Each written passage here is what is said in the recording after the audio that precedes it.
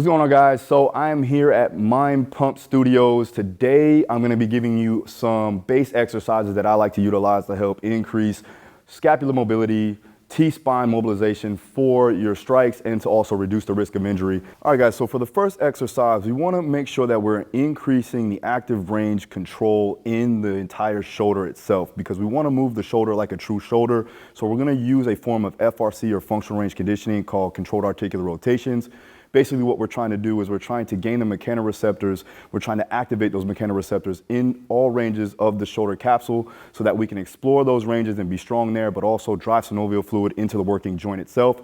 Then we can go ahead and enhance the capabilities to increase that thoracic extension and overall, reduce that kyphotic posture. All right. So first thing we're going to do is we're going to make sure that we are irradiating our entire body. So we're tightening up our body so that we don't compensate through the trunk, all right, through the hips or anything like that. Another thing that you want to be mindful of is make sure that when you go into that rotation, you're not bending or rotating, and you're not bending your elbow too as well. So you want a nice rigid arm here, stay nice and straight, and then we're going to work through the entire range. So I'm going to take my opposite fist, I'm going to clench my fist, lock everything down, create that posture there. So I'm crushing my armpit here to activate my lats, to stay into that neutral spine position, to not break into that TL junction. So first thing we're going to do is we're going to take the hand, we're going to spread my fingers out wide, and then my thumb is going to be facing up. I'm going to keep that neutral spine. Then from there, I'm going to go ahead and flex the shoulder up, drive up into the end range. Once I get into the end range, then I'm going to go ahead and actively internally rotate my shoulder, turning my hand out, getting a big circle around. As I come down, I'm actually driving into that retraction, and then I'm rotating still into that internal rotation of the shoulder, and then I'm going to depress my shoulder down, driving my fingertips into the ground. From there, I'm going to go ahead and reverse the process, bringing it up, getting into that end range, and then rotating back out into external rotation, getting all the way up, reaching up to the ceiling, shrugging my shoulder up, and then reaching forward into protraction without rotation here. Again, we'll do it again.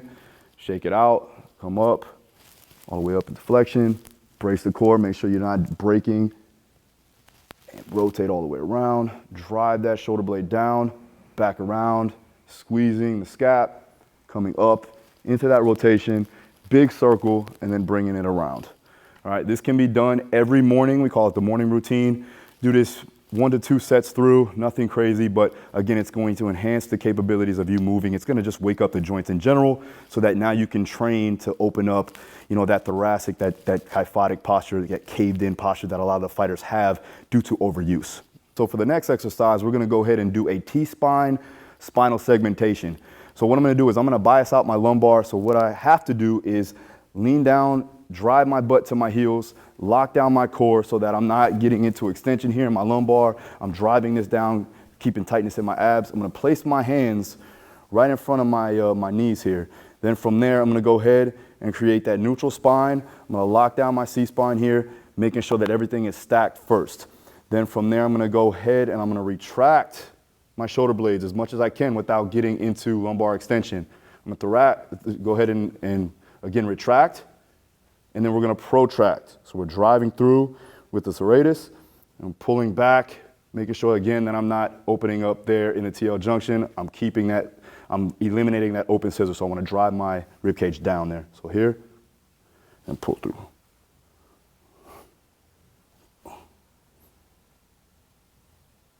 Again, I'm biasing out the lumbar, making sure that I'm not getting into that open scissor or extension there in the lumbar, and driving through.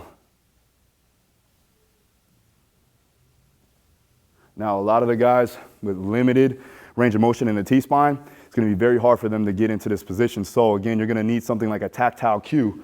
So you can use a band here to help with that. And from there, basically you would come here and they would have to push against the band there. So a little bit more simpler, they'll get that mechanical feedback to make sure they drive into the band. All right, on to the next exercise.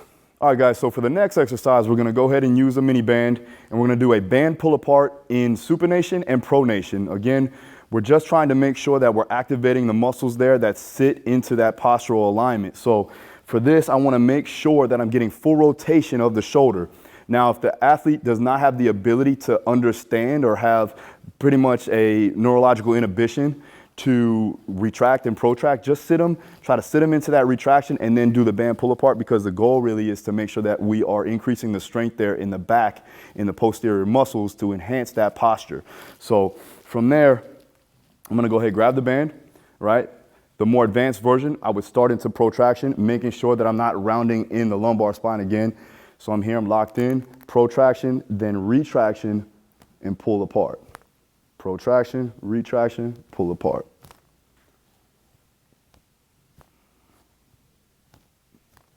Now, if they can't understand that, right, they don't have the coordination just yet, then all you have to do is sit them into that retraction by taking your fingers and putting them right in between their shoulder blades and having them pinch your fingers together. That usually helps when you're talking about retraction and sitting them in the right position. So you start in a retraction state and then just pull apart from there. Also, you want to make sure that you're cueing them to keep the shoulder blades down. All right, if you're an athlete that are trying to understand that, make sure that you're trying to basically act like you're trying to bring your shoulder blades into your back pocket. So I'm going to pull them down and sit them there and activate your lats there to help with that retraction and depression. All right, so the second one, in the supinated position. I like supinated because this is the natural anatomical position that you're going to be in. A lot of times when you do have that kyphotic posture, a lot of guys, they're going to be internally torqued. They're going to be rotated in. They're going to have that kyphotic inward posture. So we want to make sure that we're gaining that external torque and opening up the body, working on that posterior chain. So with that, I'm going to go ahead and turn here with my pinkies facing up. And then again, I'm going to sit into that retraction, right? This time, I'm not going to go into protraction. I'm actually going to sit them in retraction and then drive their shoulder blades down and pull it to the sternum. So they're pulling to the sternum and then back out. All right, so for the next exercise, we're actually going to load that articular rotation, and we're going to do something called a prone swimmer. And I'm going to use 2.5 pound plates in each hand. I'm going to go ahead and lay face down, and then from there I'm going to go through that rotation of the shoulder. And I'm also going to make sure that I'm activating the muscles there that sit the scap in the right position to help with postural alignment. So here we go. So arms straight out, thumbs are going to be up. All right, from here, I'm going to lock my chin down, creating a double chin. So I'm locking the C-spine down, stacking my entire spine. I'm going to squeeze my glutes so that I don't get into that lumbar extension again, right? So I'm going to drive my glutes in. From here, locking in, coming up into position. Then from there, I'm going to rotate all the way around, bend the elbows, and back around. Nice and slow and controlled. Making sure I'm getting full range of motion. Try not to touch the floor or your body as you come through. I'm also making sure that I'm not rounding my shoulders forward when I go into that internal rotation. I'm driving my shoulders back and back around. Now, there's another version that you can do. It's called a YWT. With that, you're just gonna go into several different base positions and then hold that position. So first one we're gonna do is the Y position. So you're coming up, hold for about 2 to 3 seconds, squeeze to a W like you're doing a lat pull down. Make sure that you're not extending too much, keeping it down, and then you're gonna go into the T position, hold it out, and squeeze the shoulder blades together. From there, you're gonna go right back up to the Y position, locking your elbows out, W, T. Y, W, T.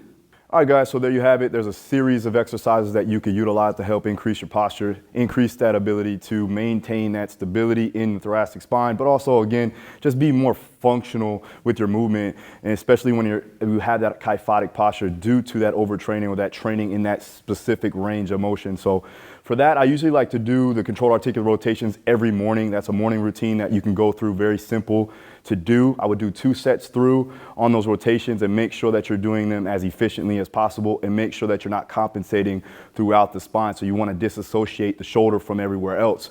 All right. And as far as the segmentation goes, that's something that I throw into the correctives in between or in the beginning of the workout. So in between sets, if they're doing some type of bench press or some type of floor press variation, I'll throw that in for a corrective just to kill some time, but also to make our time efficient so that we can get as much out of that training session.